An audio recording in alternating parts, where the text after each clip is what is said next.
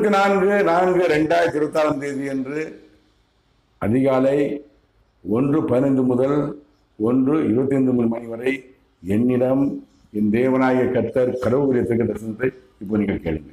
ஓந்தி மக்கு திங்கறக்கு கையிருந்து கங்கு தொட்டு கொட்டு தொட்டு பட்டத்தை கட்டத்தை கையிருந்து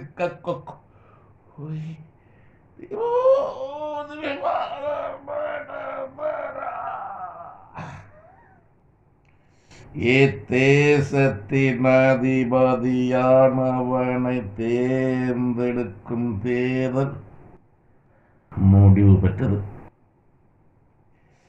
தேசத்தின் அதிபதி யார்? எடப்பாடி பழனிசாமி என்னும் நாமம் கொண்டவனே தேசத்தின் அதிபதி. எடப்பாடி